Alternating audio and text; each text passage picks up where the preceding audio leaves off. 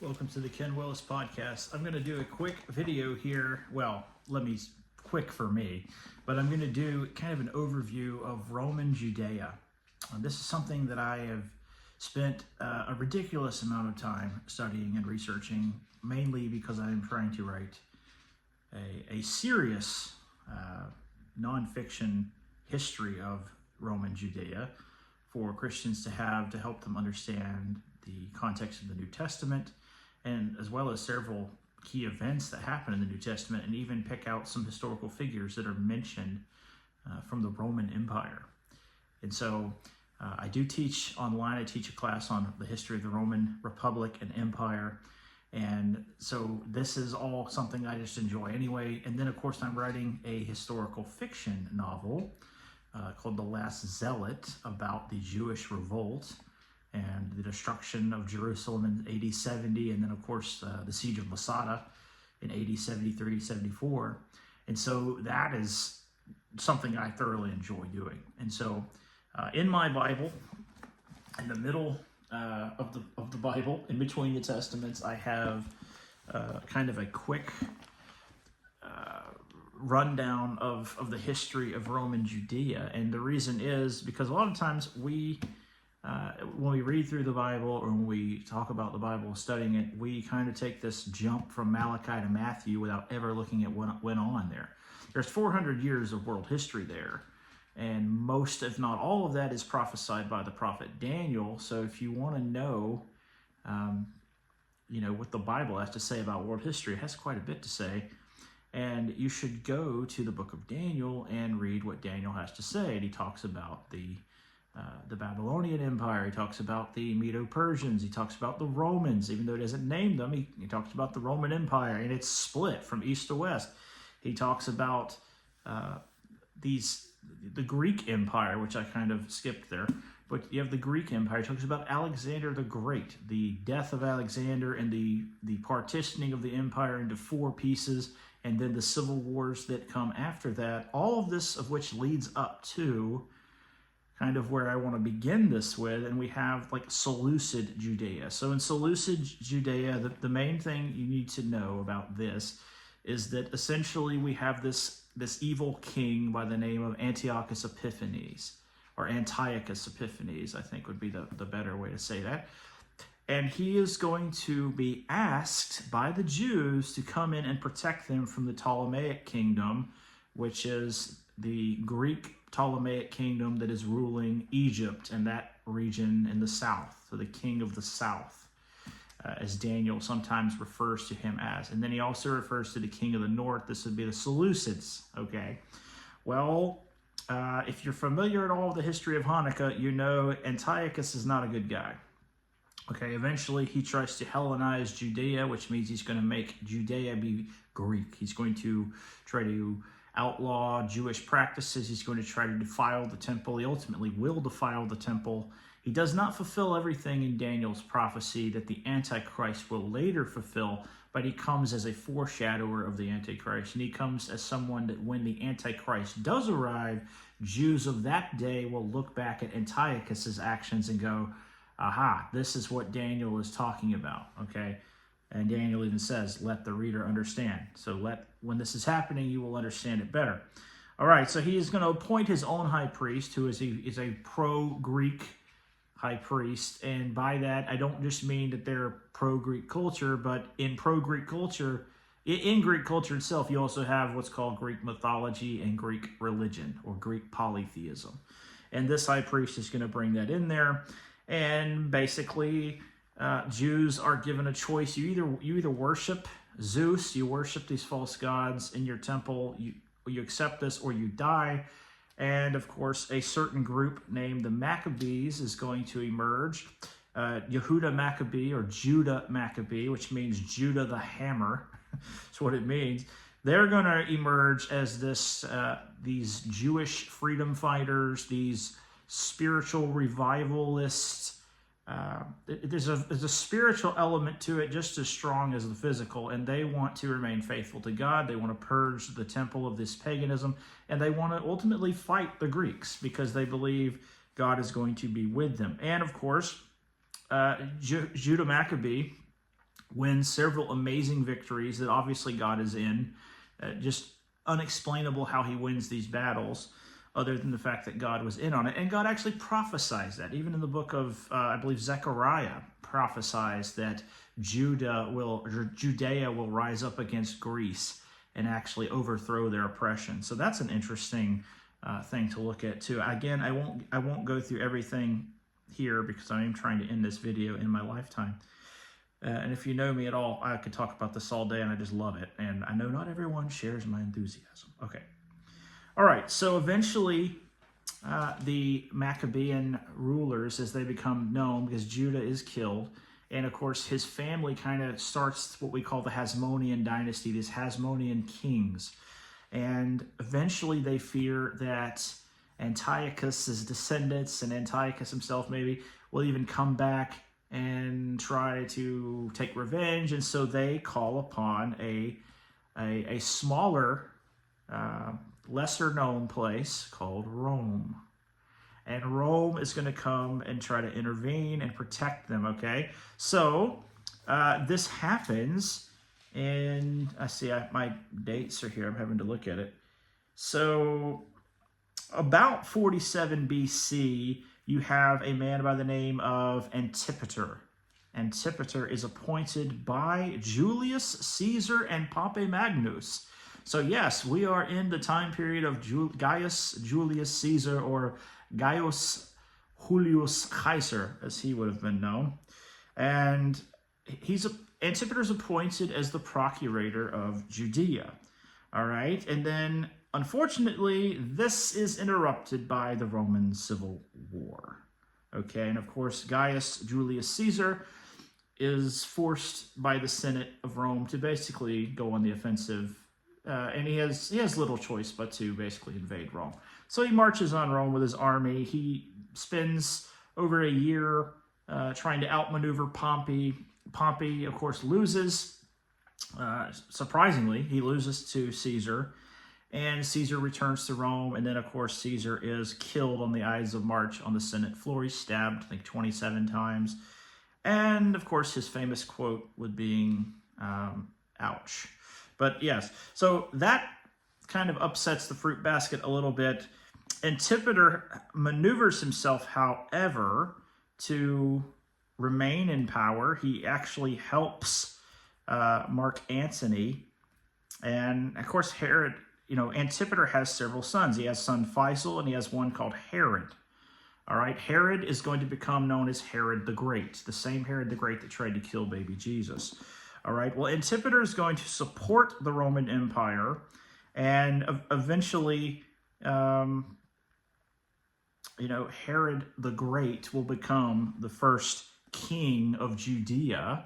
And so there is some civil war going on between some of the Hasmoneans, and Antipater basically rides through the chaos and becomes in charge. And then through that, even through other conflicts, Herod the Great, his power is solidified, and he goes to Rome and he basically asks for Roman help. And Octavius Caesar, also known as Augustus Caesar, or Caesar Augustus, has him declared king of the Jews on the Senate floor in Rome. So this is interesting. Herod is called the King of the Jews. It's a title given to him. It's probably why he wasn't that excited when the wise men came to him and said, hey, we're here to see the King of the Jews, and you're not it. Yeah, that didn't go over very well with him. That made him kind of crazy. And he was kind of crazy. Herod was an exceptional builder. He was an exceptional strategist, but later in life he went nuts, and he even murdered his own wife. He murdered one of his sons.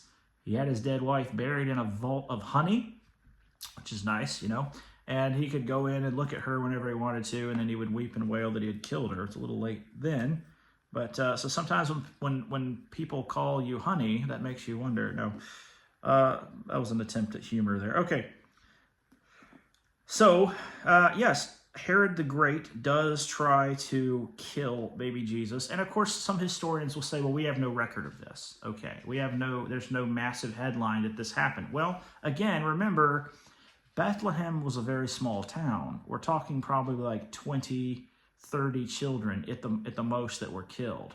It wouldn't have made the news, really. It was a very small thing. And he wasn't trying to advertise that he did it, okay? And he probably kept it under wraps. So we wouldn't expect this to make imperial headlines. Herod did a lot of things that were bad, and this is just another one of them in a long list. Okay, so it's not as notable as, say, murdering your wife and burying her in honey. Yeah. All right, so Herod continues to rule till he finally does die. That's going to cause a little bit of a problem because he is going to have some sons. And before I get to that, I guess we should also mention Herod did a lot of good building projects. He was known as a builder. He wanted things to be magnificent. He had been to Rome, okay? So he wanted to bring that greatness of Roman architecture into Judea, and he did. And a lot of it's still there. You can go to Caesarea, which is very close to Tel Aviv today, and you can still see the great harbor of Caesarea. You can go to the plaza at Solomon's Temple, and you can actually still see Temple Mount, which is essentially Herod's plaza that he had built. He expanded Solomon's Temple Mount area as we would know it. He expanded that. He built a magnificent temple, obviously not there. We'll get to that later. And then, of course, he builds fortresses like Herodium, Machaerus, and most famously, Masada. And a lot of this he does in fear of Cleopatra and Mark Antony. He believes that Cleopatra is going to somehow turn Mark Antony against him and invade Judea and try to take it for herself, which is not a terribly far-fetched fear to have. But so you have all these fortresses built so that he can, in an emergency, leave Jerusalem or leave wherever he wants to reside, and he can go like hide out in these fortresses. These fortresses have hot baths, cold baths, steam baths. I mean, it's like a Roman palace on par with something Caesar himself would have as far as creature comforts. Okay, and he can hold out for a long time. In Masada, you can hold out for several years in Masada, just based on what the food and the water supply is there. Okay? Not to mention how hard it is for the enemy to actually get to you. All right, so let's see here. Then we have this thing called the Tetrarchy. Okay, so Herod dies in 4 BC. He dies the same year he's trying to kill Jesus. It obviously didn't work out for him very well.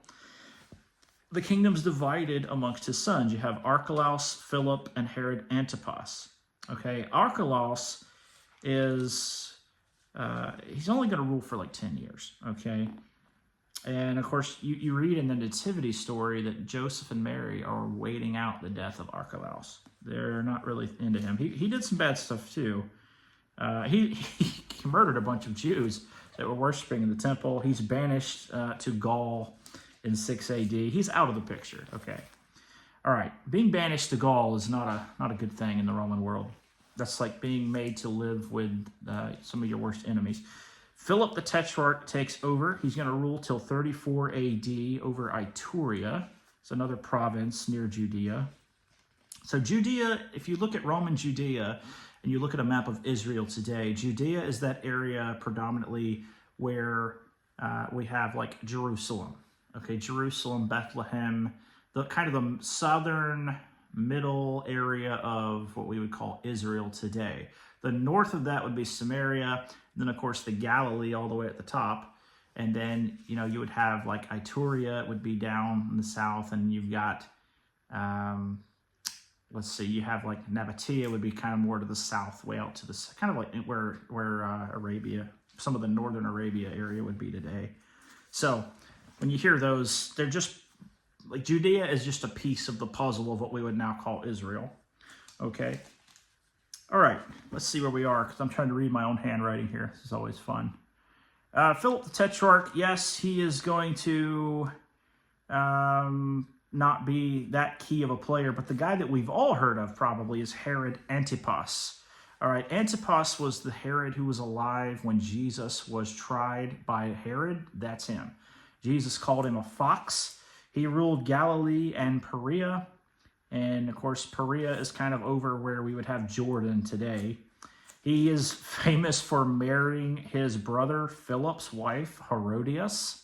So Herod and Herodias, that's quite a pair.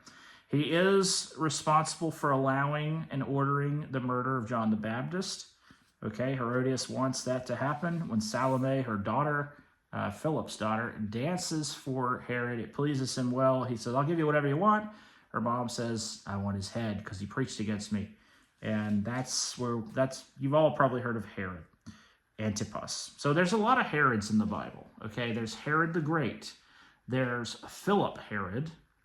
There's Herod Antipas. There's Herod Agrippa. And there's Herod Agrippa II. So there's a lot of Herods. So just remember that when you're reading the New Testament. Okay. All right. Let's see here. And of course, yes, he had a falling out with Pilate. And I'll talk about that in a minute. And of course, he's restored in his friendship to Pilate on the day that he judges Jesus. Okay. Those two guys became friends again. All right, I think that's it. Ultimately, though, Herod Antipas is exiled to Spain, which would not be it wouldn't be as bad as being exiled to Gaul, I suppose, but not a whole lot better in that day. And he's exiled by Caligula, or Emperor Gaius, who we normally call Caligula.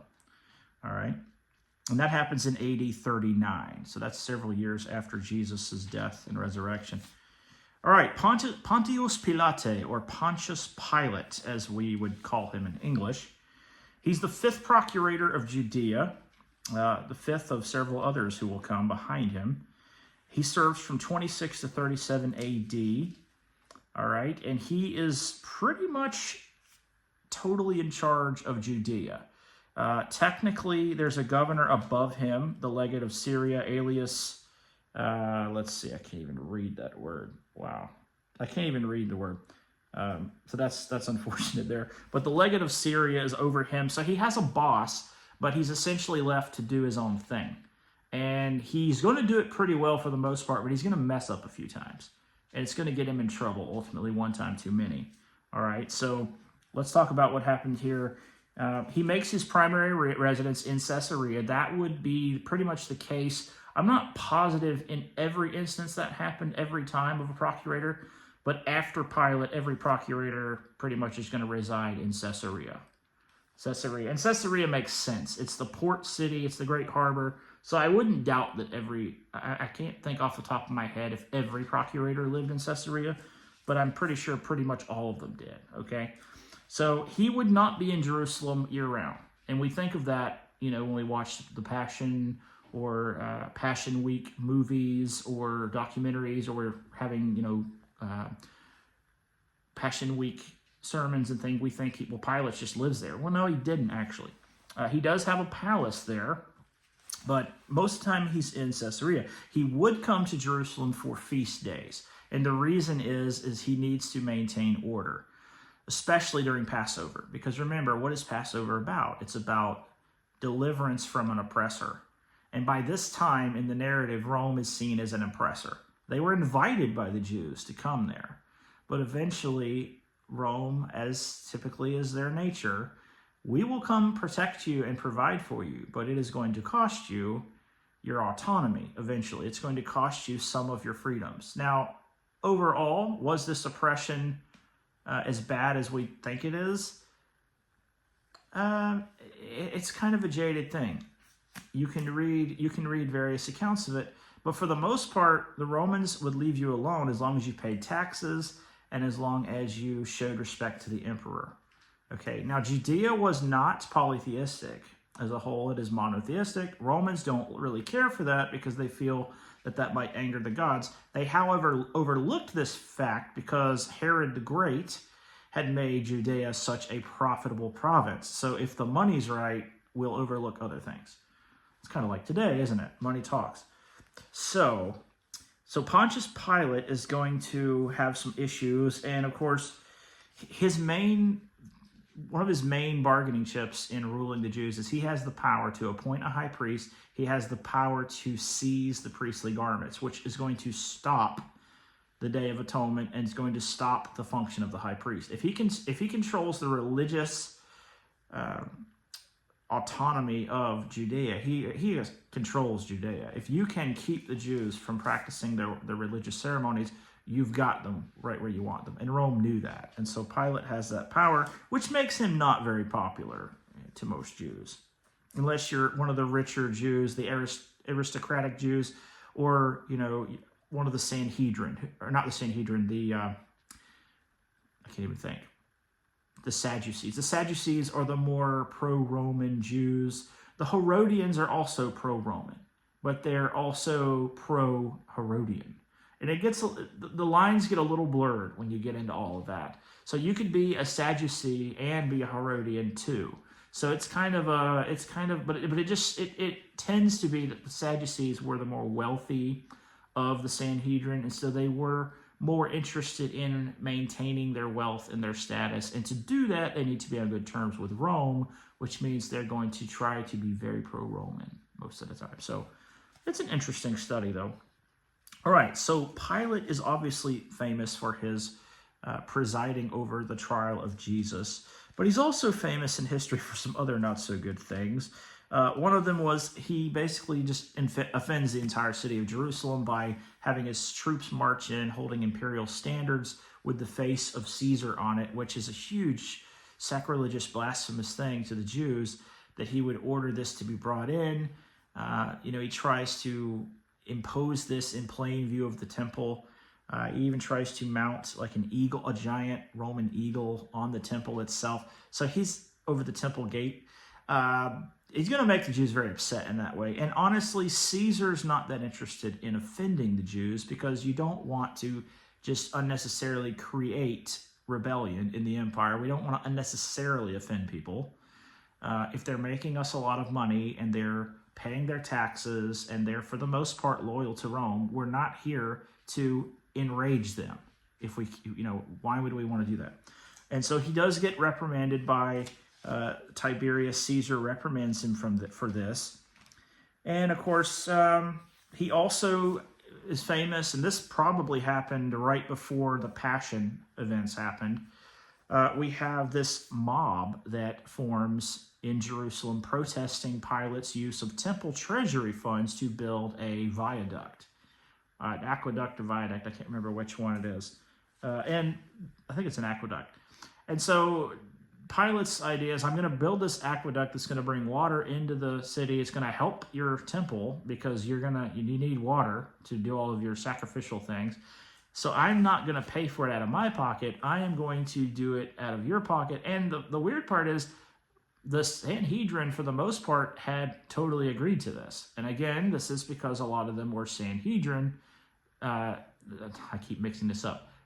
A lot of that Sanhedrin group were Sadducees. And so they didn't have a problem with it. Remember, Caiaphas and Annas, these are Sadducees. These are rich, aristocratic, pro-Roman guys. Even though they may not like Rome, they know how to get along. And they know that getting along with Rome means they're going to have their power, authority, and money.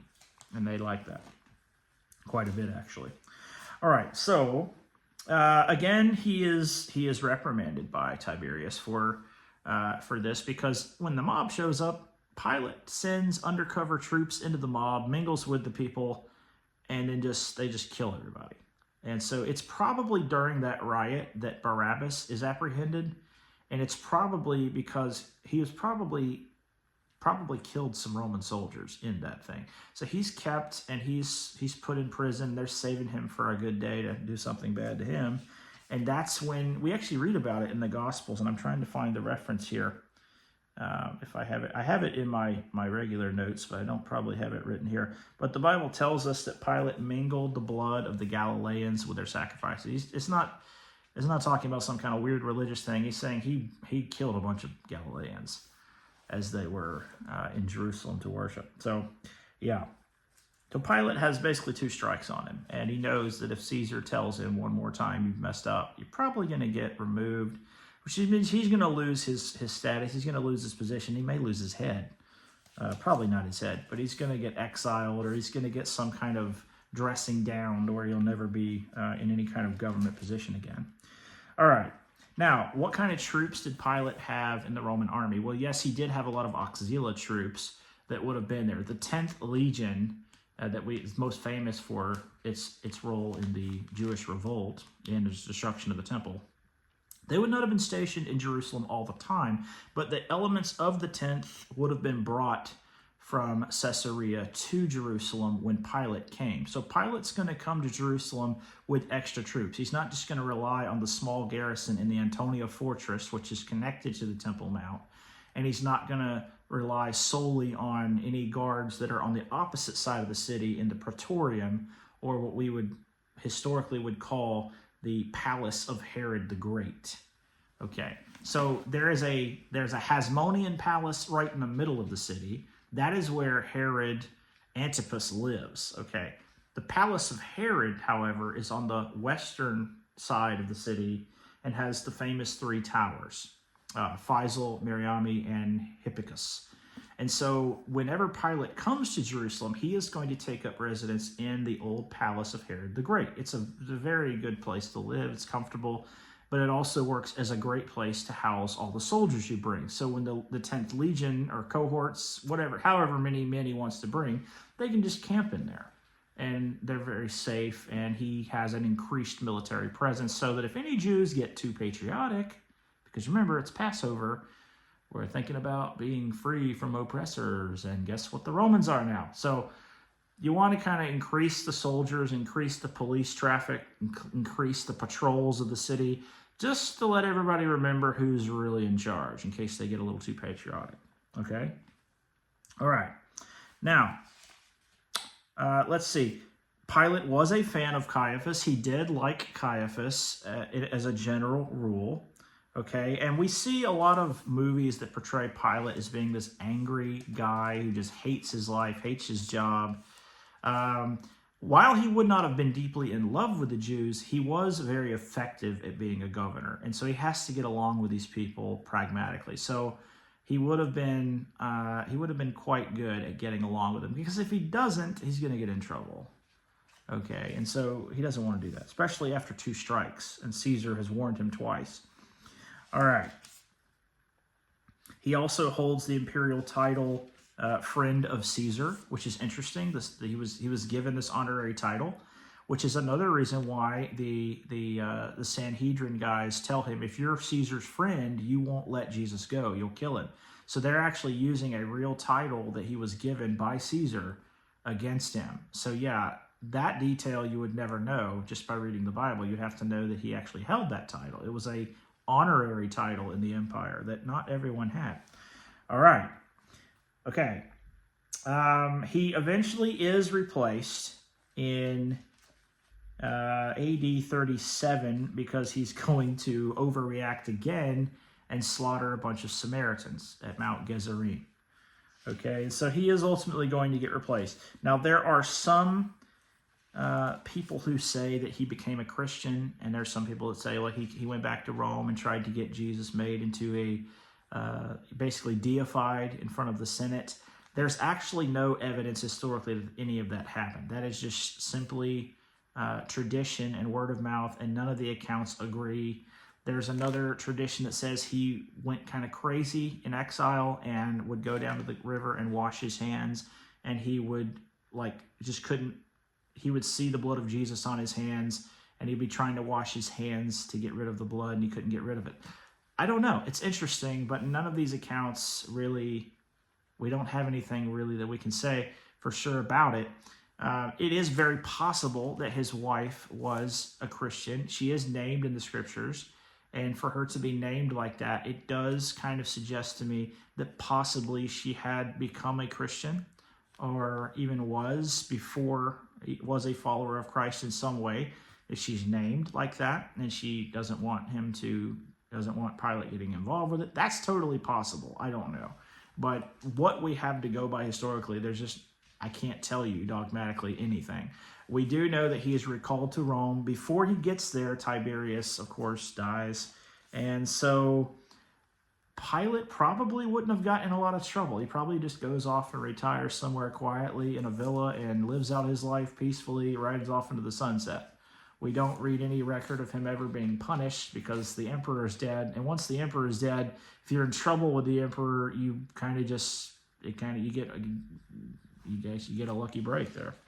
All right. Now, let's go on. We have, I think I already covered all of that. Herod Agrippa. So Herod Agrippa the First. Herod Agrippa the First. We hear the name Herod, as I mentioned several times in the New Testament, but they're not the same guys. There's like 4 or 5 of them. Okay, so Herod Agrippa the First, he is friends with Caligula. That's a dangerous person to be friends with, but he is friends with Caligula, and so he becomes the new ruler of Judea in 41 A.D. So this is after Jesus has already ascended back to heaven. This is like 11 years later. Okay, he executes James. Okay, one of the apostles. He is going to he's going to try to execute Peter, okay? And, of course, God miraculously delivers Peter. And then, not long after that, he's at a party, he's speaking. They basically say, you sound like a god. And he's just like all into that, and an angel strikes him dead, and he dies. And so that's one Agrippa. The really bad one. There is one that's actually a decent guy, and that is Herod Agrippa II. And I'd say he's decent. He's not by any means a role model. And he is going to become friends, or at least on friendly terms, with Nero, who is going to give him complete rule over Judea. All right. So now, interestingly about him, he has some issues. Okay, he's totally having incestuous relationships with his sister Bernice, who is going to become his queen, so that's kind of messed up. And of course, we read about Agrippa II and Bernice in the account where Paul actually meets them and testifies before them, and the procurator Festus in Caesarea.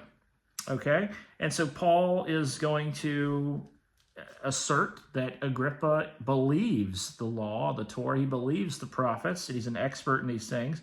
Agrippa says he's almost persuaded by Paul's testimony. It's kind of amazing. We don't have any evidence that he ever did become a Christian, but he said he was almost persuaded to be one, which is amazing. All right, and he also said Paul was totally innocent. There was no reason for Paul to be arrested or anything, but of course Paul had already appealed to the justice of Caesar, and they had to go to Rome, which God, that was all part of the plan. But that's interesting. The next big thing that happened in Agrippa II's lifetime would be the Jewish revolt of AD 68. All right, so in AD 68, let's see here. What's going on? I don't know what happened there. I wrote something. I can't read it. All right, the Great Revolt starts. Basically, I'll just tell you what happens here. There's a governor, a procurator by the name of Gessius Florus, and he is one greedy guy. He's corrupt, he's crooked, and he decides that he's going to get rich by being the procurator. He's gonna rule and do what he's supposed to do, ruling wise. But in the meantime, he's gonna take bribes. He's gonna take advantage financially. He's gonna be corrupt, and he's just gonna abuse the Jews. Okay, he's not a nice guy. And so anti-Semitic riots are breaking out in a lot of the in the Middle Eastern area of the Roman Empire. Okay, Alexandria, Antioch, and Caesarea. Okay, and some other places too. But Caesarea would have been the biggest place in the Israel area. And so eventually, like Jews go to him and complain. He arrests them sometimes, takes their money sometimes, takes their money and then arrests them. Just crooked. So a lot of Jews flee Caesarea. They flee the area and try to go to distant places of the Roman Empire just to get away from it. Excuse me 1 second. Okay. So eventually, the synagogue in Caesarea, which is still there, ruins of it are, but and the floor is still there. It looks amazing, and a mosaic. But anyway, these Greeks decide to go up in their temple next door to the synagogue and walk over on the synagogue property and make an offering of birds. This obviously infuriates the Jews. This is a desolation of the synagogue, and of course a scuffle breaks out. The Jews actually start getting beaten, and it's a miracle the synagogue isn't destroyed. And of course, the Jewish response is, we're not going to get any help from Florus. If we go to him, we're going to get in trouble. the best thing for us to do is take our Torah scrolls, take the leaders of our synagogue, and just leave. We're going to go to a place called Narvada, going to go northeast to Narvada. Flores finds out. Most people in this situation would say, okay, good, they're gone. We don't have to worry about this. He says, no. They left without my permission. They took their Torah scrolls. This makes me look like I can't control my own people, and so I'm going to go arrest them. And so he sends soldiers to arrest them, to take the Torah scrolls back. And word of this all reaches Jerusalem. And about this time, the Jews decide, they're having a huge argument about this in the Sanhedrin, and the priests and the temple leaders are all having a huge debate about this. Like, do we do anything? Do we just pretend that didn't happen? And one side prevails. It says, we're just going to stop doing the imperial sacrifice, which is something they were doing at this point as a way to basically, like, we're offering up prayers in the temple on the emperor's behalf. We're basically praying for the government officially in the temple. We're going to stop praying for the government. We're just going to stop. And so this was seen as seditious, as rebellious, and as an act of open revolt. Okay, well, the governor of Syria, Gallus, and the procurator of Judea, Florus, both come to Jerusalem for Passover. They're going to both go there. They know tensions are high, so the soldier presence is huge. 10th Legion guys are there. Several cohorts are there, as well as from Caesarea and from Antioch. So in this process, Florus gets accused by the Jews that are there in front of Gallus, which makes him furious. He plays down these accusations. He waits till Gallus leaves. He then decides, I'm going to go into the temple and help myself to 17 talents of Jewish gold. And he does this. The Jews obviously don't fight back. They know they're going to die if they do. So they just basically make a huge spectacle and make fun of him. While his soldiers are in there looting this, the Jews outside pass out like offering plates, offering baskets, and say, oh, the procurator is so poor that he has to go in and steal our money from the temple. So let's take a love offering for poor old Florus. He's such a poor man. And of course, Florus hears about this. Make a long story short, he's going to kill several thousand people in Jerusalem. And you can try to believe Josephus's numbers or not. They're not always perfectly reliable. They're usually in the ballpark. But about 3,600 Jews are either scourged to death or practically to death or crucified. And the problem that Florus has is that he has done this to many equestrian Jews who are actually Roman citizens and very men of renown, like men of repute of being loyal Roman citizens. And that is a huge no-no. And so the Jews are they're absolutely furious, not only that he's killed Jews and done this, but that he's also done it to Jews who are actually loyal to Rome. These weren't people who were even involved in it in many cases. So he turns his soldiers loose in the upper city of Jerusalem, and you can look in your Bible map to see where I'm talking about there. And they just go through and kill anybody they see. And they grab a lot of people, they crucify them, they scourge them. And of course, again, he kills some more Jews. He has more Jews trampled to death. He decides he's going to go up and take control of the Antonia fortress. By this time, though, the Jews in the city, led in many cases by zealots and people of that political nature. Of course, zealots are guys, Israeli guys, who want the Romans gone, and they're willing to kill them for it, okay? So he's going to try to take the Antonia fortress. It doesn't work because by this time, the Jews, who are now emerging into some factions, some revolt factions, have blocked streets. They've prepared missiles and weapons. I say missiles like arrows, slings, debris, heavy objects that you could throw, javelins, and they start pelting the Romans. And so the Romans retreat back into, there's not as many, there's like two or three cohorts left. They retreat back to Herod's old, I'm so dyslexic today, to Herod's old palace on the western side.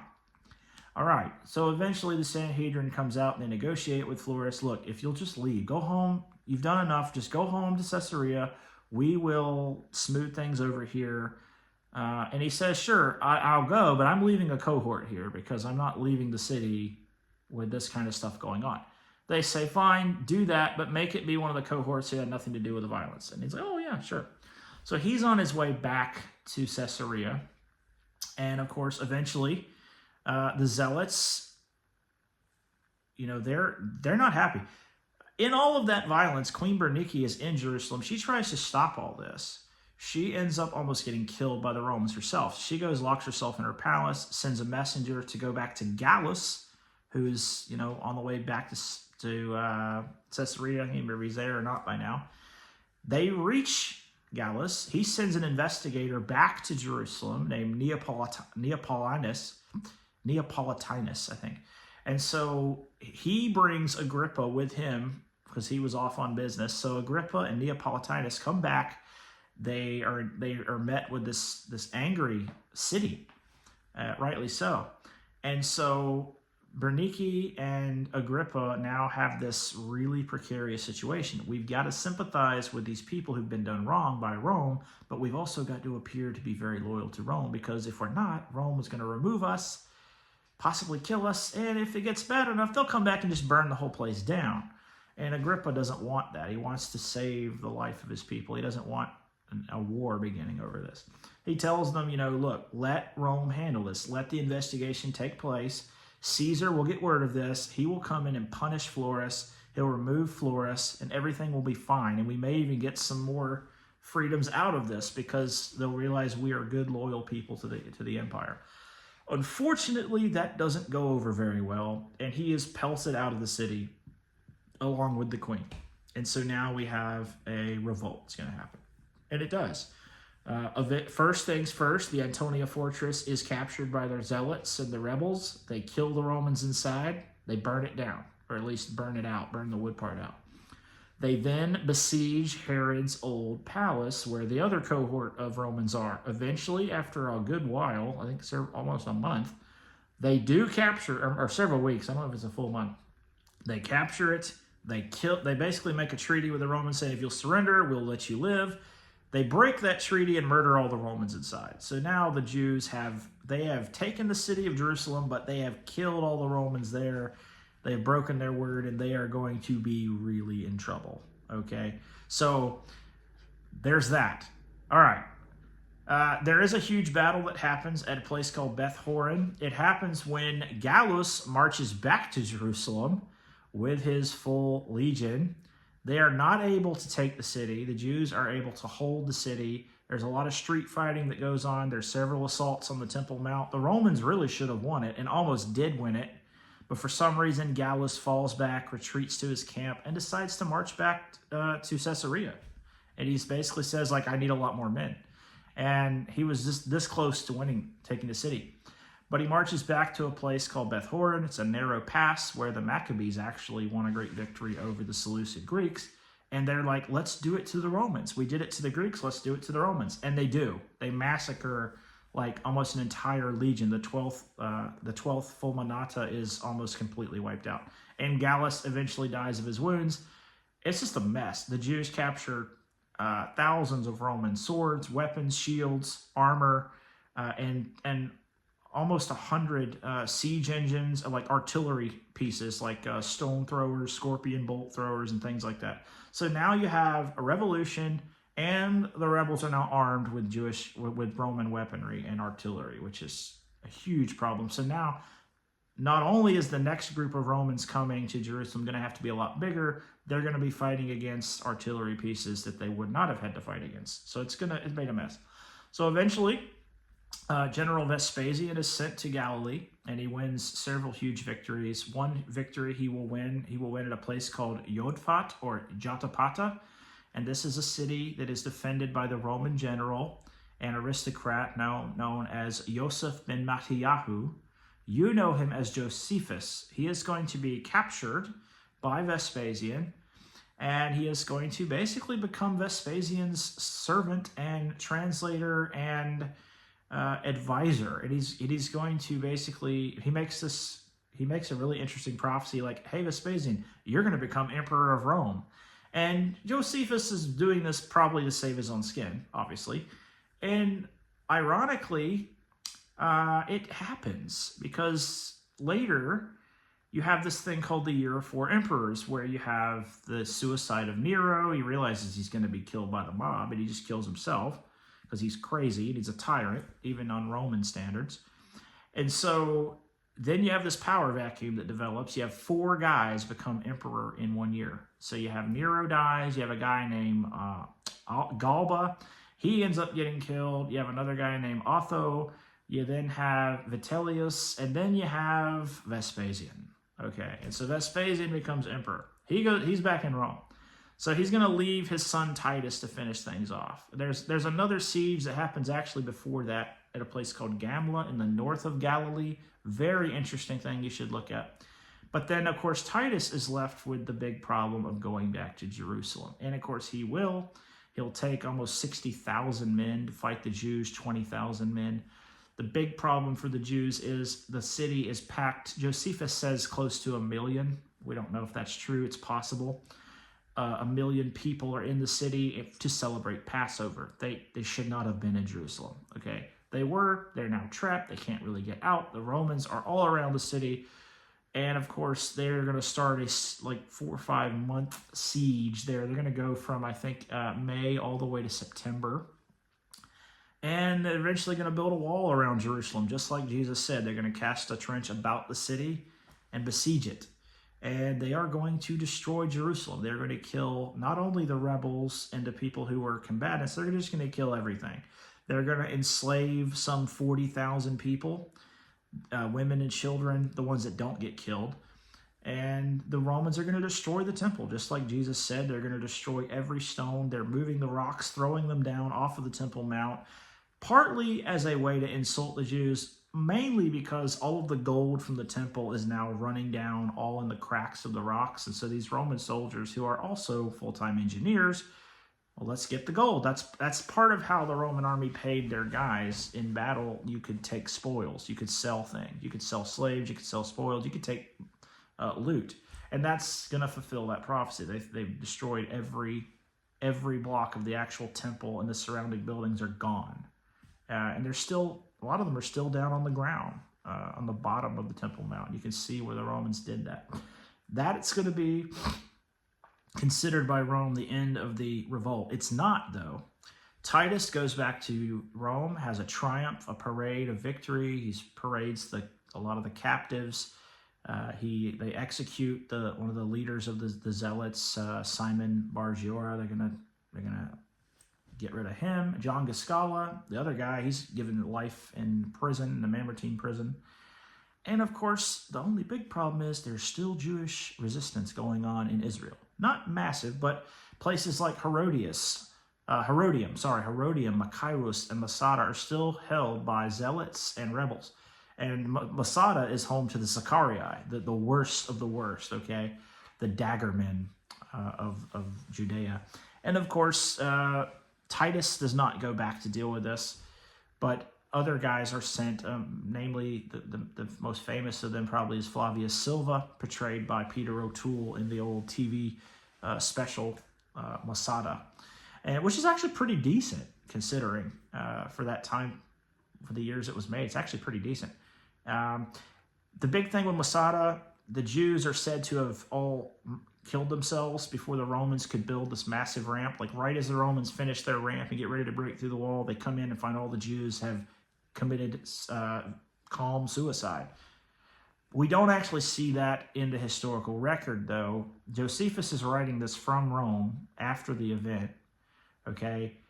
He's also trying to gain favor with Vespasian, Titus, and the Roman Empire. Okay, he's on their bankroll when he's writing this history. So we can't take everything he says as absolute gospel. What we do see is that there were probably Jews who did kill themselves. There were Jews who were fighting the Romans, and there may have even been some fighting each other. We don't know.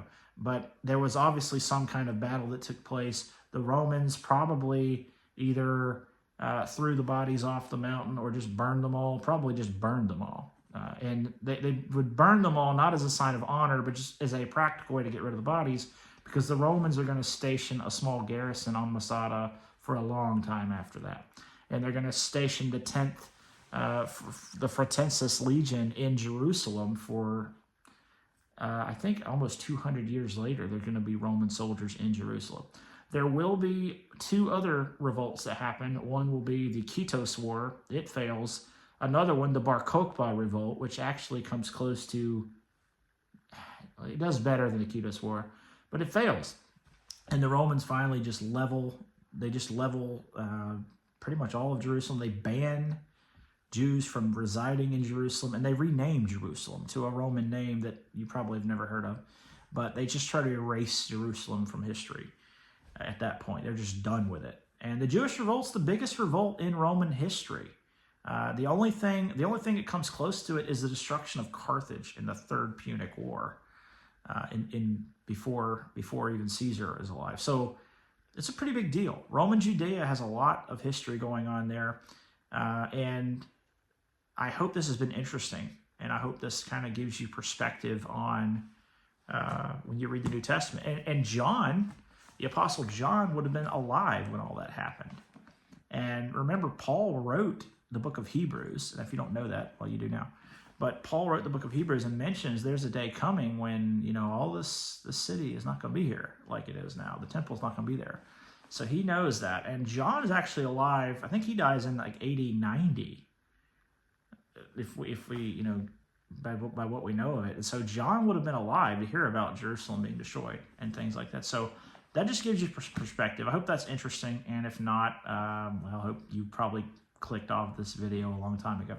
But this is Ken Willis with the Ken Willis Podcast. I hope you've enjoyed this. And if not, nothing I can do about it. But I know somebody has. So God bless you, and study history and study your Bible. It's a great hobby. It really is.